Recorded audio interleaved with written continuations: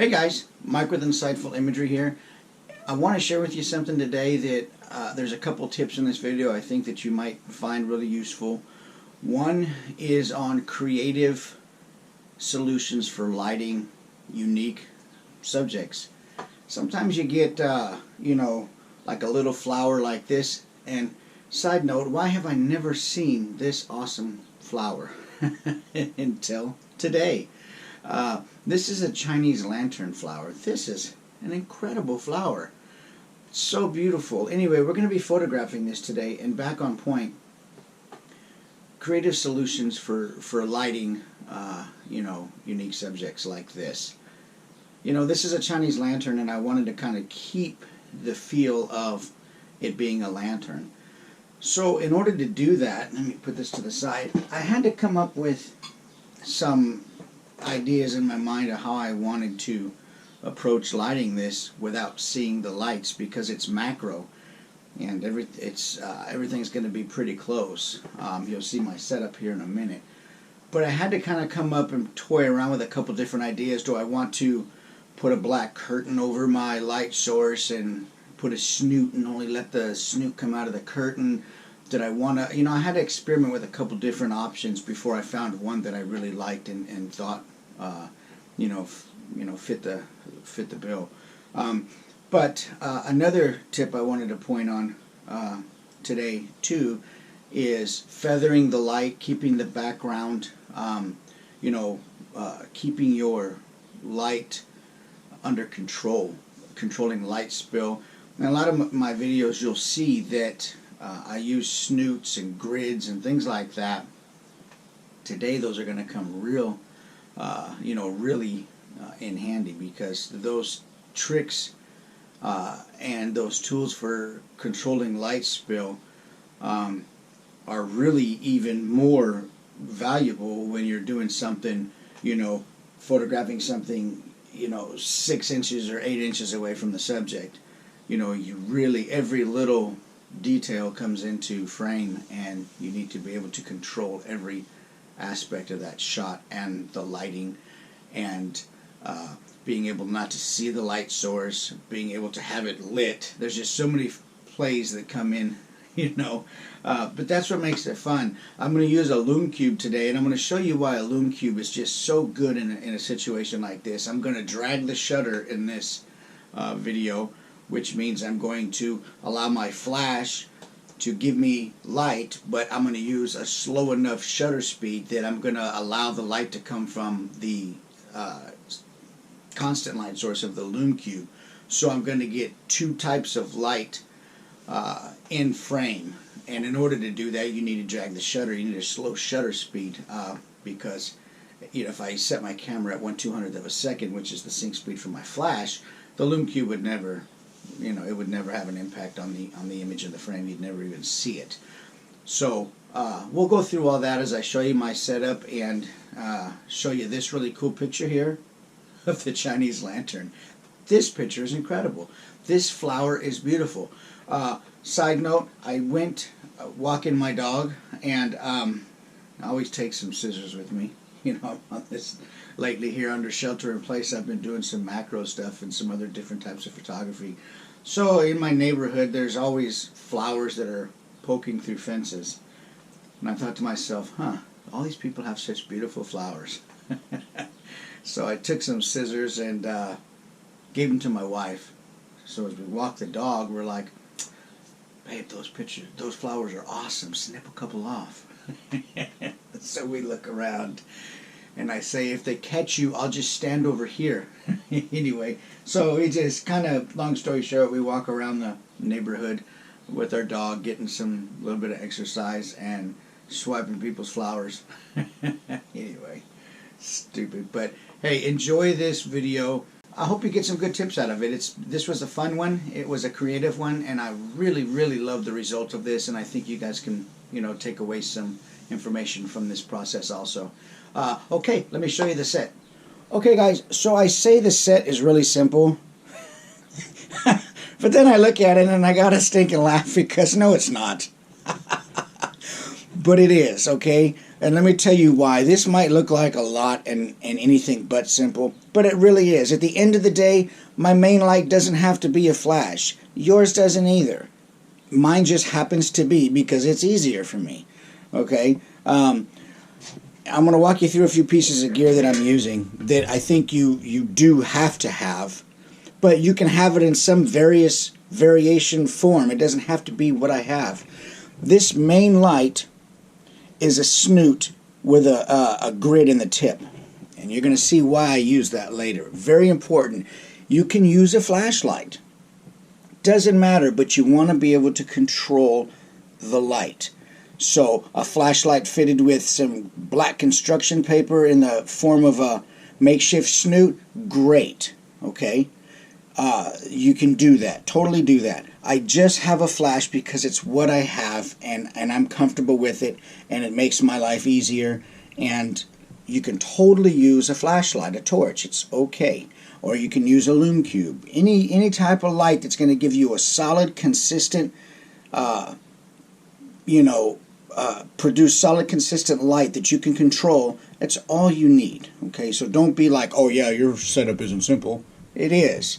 You just got to think about how, not what the tool is, but what the tool is doing, and what you have that can do the same thing. Okay.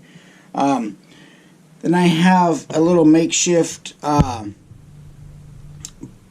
arm out here holding my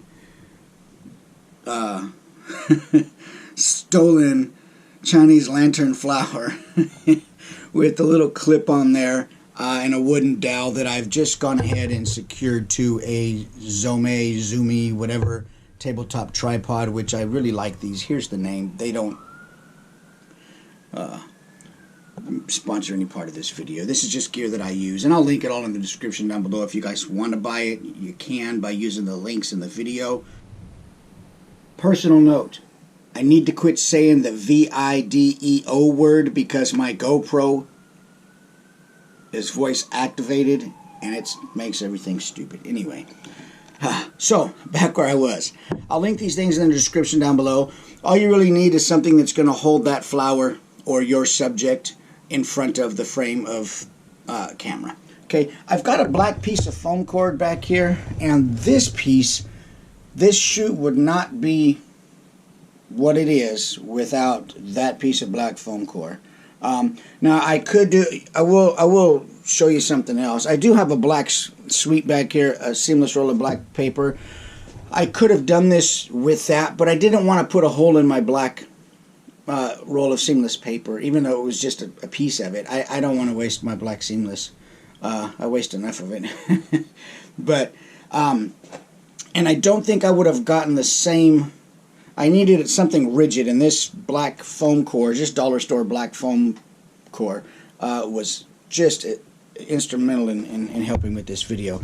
Okay, I do have also behind, you can see poking out of the hole here, peekaboo, there is a snoot poking through the black foam core at the same height as the flower, and this is super critical because it backlights the flower. Okay, it's actually my main light source. Okay, not my monolight. That's not the main light source. My main light source, and you'll see when I set this up, is that lume cube behind. Just to show you what it looks like behind there, it's another one just like this. You can see behind here. Maybe you can see it's pretty dark back here. Let me put a little light on there. Let me use this other lume cube. Make it like a flashlight. Okay, so back here is a lume cube on another Zoomy tabletop tripod, and it's just holding that lume cube high enough up, giving it support as it pokes through the hole I cut in the black foam board. See that? Note to self, I should get a video guy. But anyway, so you can see that all it's doing is holding that lume cube up and giving it some support as it pokes through the hole I cut with an X-Acto knife into the black foam core. I'm going to simplify it for you. This stuff isn't important. This is just my personal gear, but I'm shooting this with a Canon EOS R. I do have, and you don't have to, but I do have this macro focus rail, and I like it. It really gives you the ability to fine-tune your focus and stack images if that's what you're trying to do. The maker of this, let me show you or tell you who this is, and I did get this on Amazon, and I'll link the description for this down below also. Here we go. This is who makes this focusing rail. Sunway Photo. They're not sponsoring this video. I'm just telling you what I'm using. And if I find it useful, I'll let you know. And if I find it's a complete waste of money, well, I'll let you know, because I do buy stuff that is a complete waste of money. But you don't have to. But the focus rail really is a nice feature, because I did stack, you know, about 18 images to get the final image you see here using this Xyrene stacker. Anyway, you want a nice sturdy tripod. And all I'm using is Canon 100mm 2.8 macro. I'm not using extension tubes or Raynox or any of that stuff. It's macro for this, just in the sense that I'm focusing close. This lens isn't 1-to-1 macro, but I'm just focusing close. I'm not wanting to get in on top of each petal and create something super magnified. That's not what this is, at any rate. So, okay, you've seen my setup. Now I'm going to start walking you guys through the shot and how I did it, and why this, you know, I think lume cubes are great for this, but you can use a flashlight. At any rate, let's get going. I'll walk you through the process of how I created this shot. Okay, guys, let's go. Again. Okay, guys, I know it's dark right here. Give me a second, and I'm going to turn some lights on. The first light I'm going to turn on, and if you see my other videos, and I hope you have, you'll see I start out with each individual light and show you how that builds or adds to the scene. We only want to put light in the scene that adds to it, and the light we put in the scene we want to control. So, I was saying in the intro that the main light in this shot is going to be a lume cube that is placed behind the flower. So what I'm doing in my phone app basically is I'm just going to turn my lume cube on. Okay, you can use a flashlight, but I will say that the lume cube definitely makes this easy, because it is a small, portable, controllable light source that I can modify with grids and snoots and things like that, and I love light modifiers. That being said, in my phone app I can adjust the brightness of the main light in this shoot here by simply sliding my slider left or right. What I want to start with now, I'm going to show you, we've got the main light turned on. Since this shot is built around the light, you know, behind the flower, what I'm going to need to do is find first an exposure that is going to be, you know, find a shutter speed that is going to give me the right exposure for this constant light source. Okay, we're not even worried about the flash yet, not at all. Okay, we want to find out what the exposure time is going to be for the constant light source first. Okay, so what we're going to do is I'm going to move this camera over so you guys can see behind. Hopefully you can see what I'm doing here with this. Let's see if we can bring this at all in a little bit further for you guys to see. I don't know, maybe.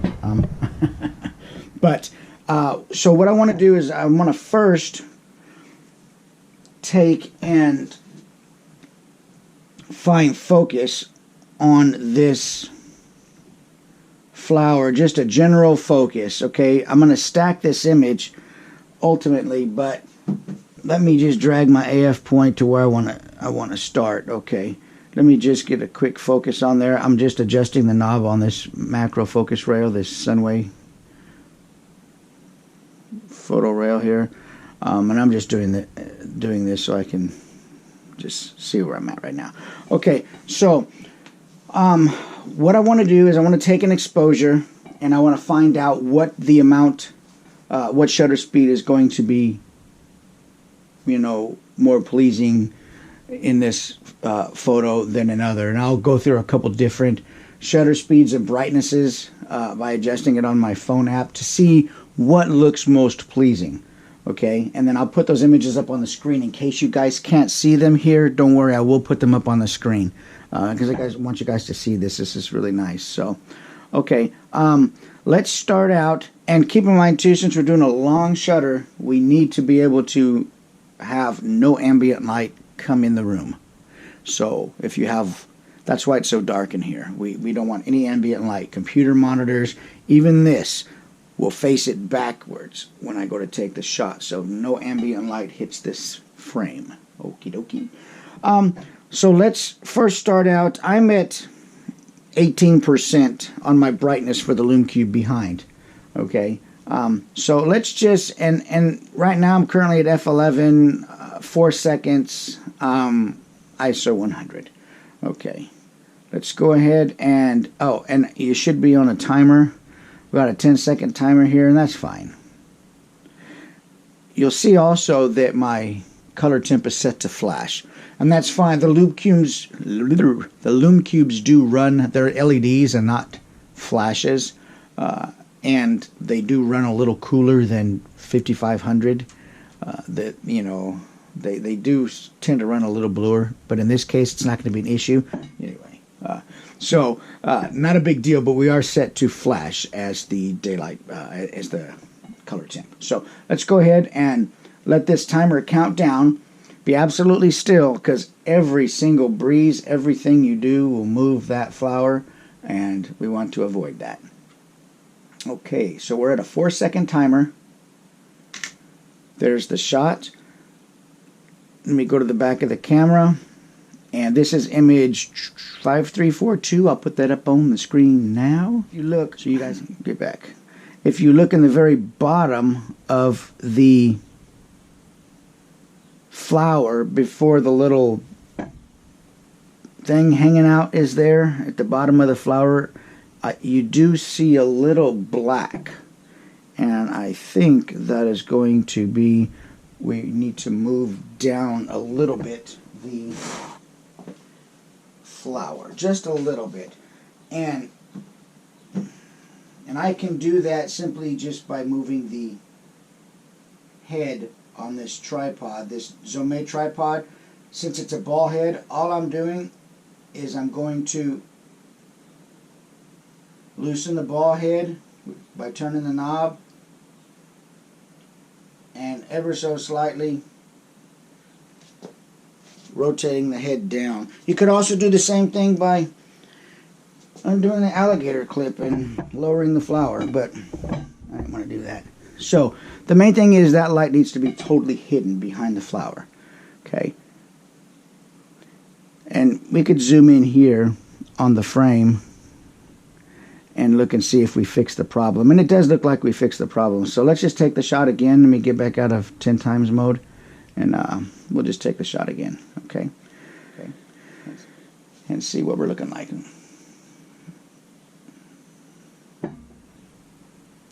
10 seconds is a long time. There it goes. Okay. So, let's take a look at that shot and see, did we fix the problem? Okay, image 5343. Let me zoom in on that and bring it up on the screen now. And we did. We fixed the problem. I like that image well enough. The light source is hidden. The effect of the light is not. Now let's talk about the effect of the light. I do think that it could be a little brighter back there to show off some more of those beautiful little veins and things in the flower. So all I'm going to do is bump up my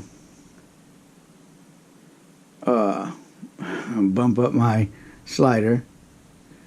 There we go. Let's bump the slider up.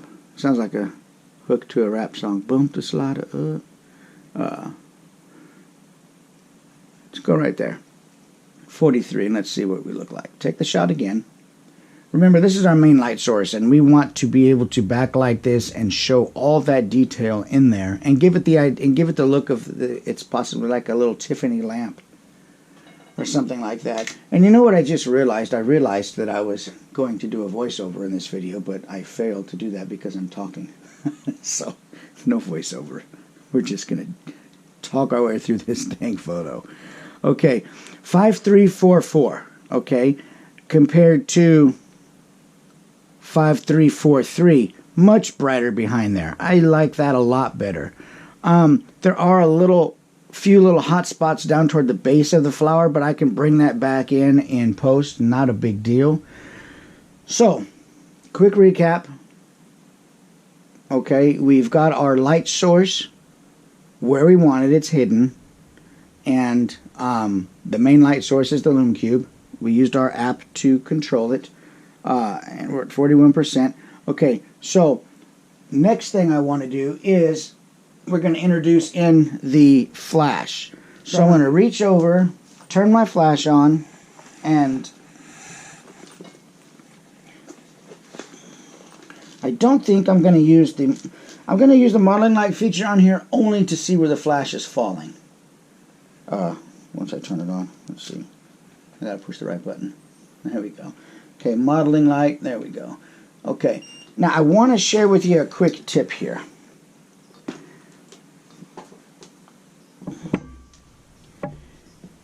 Let me see if I can bring this up over and see how this is looking. This light source, really super important that it's about 3 inches off of the background. And the reason that is, I don't want any of this light falling on that background.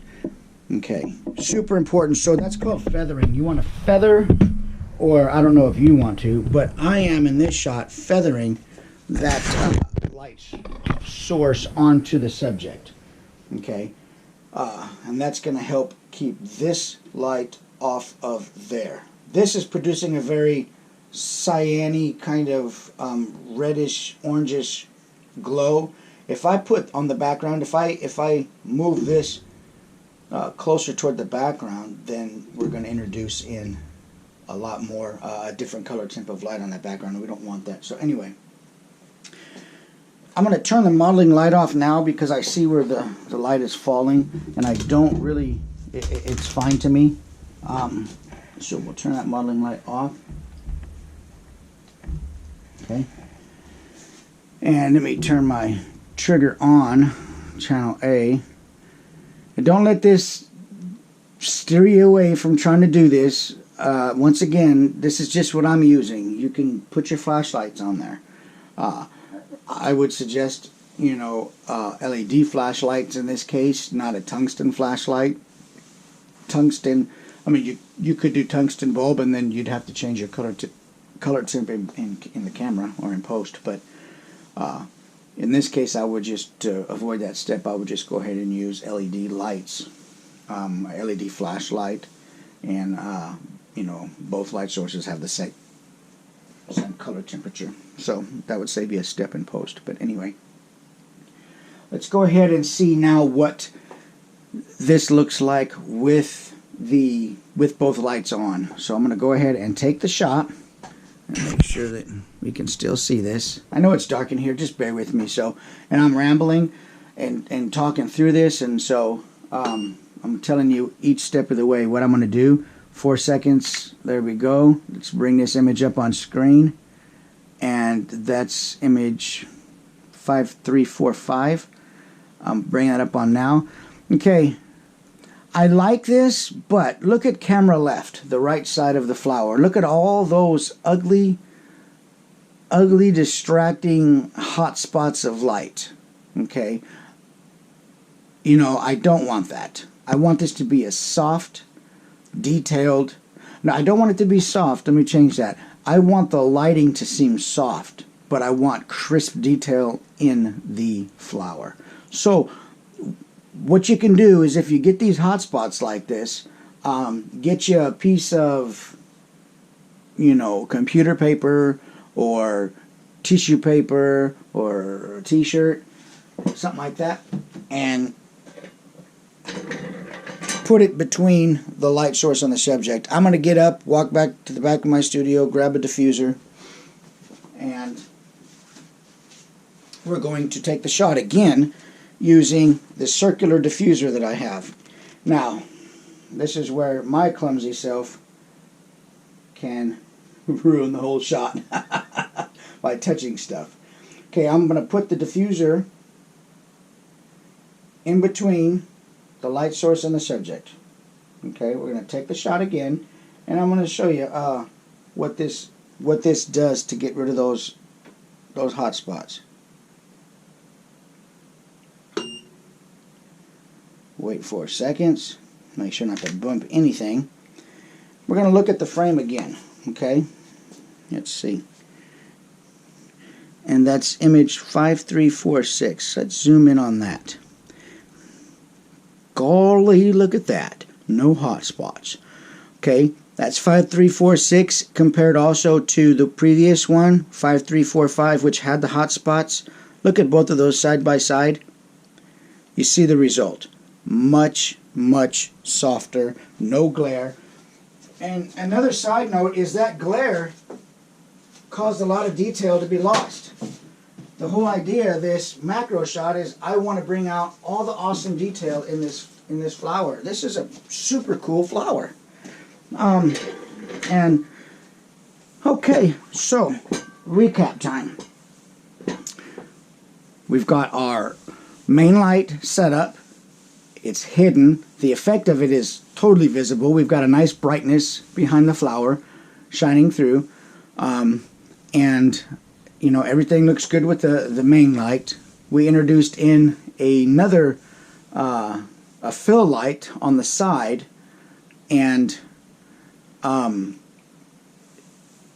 set its flash power, and you can see its effect, and we added a diffuser in there at any rate. So okay, moving on now onto the focusing part of it. You know, we've got our light set up.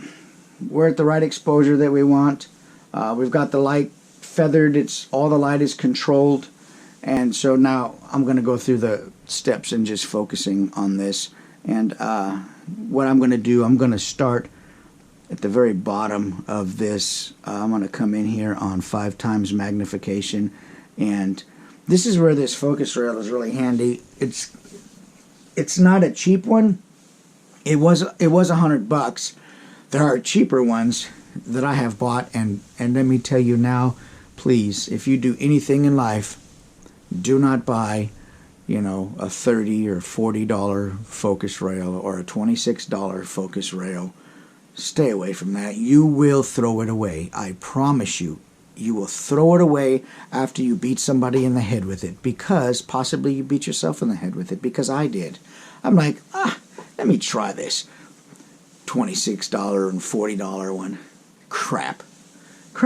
Okay, this one was $100, and I like it. It works good. It's a tight, no sloppy, controlled focus. I like it. Okay, so anyway, that being said, let me zoom in here and focus a little bit on this.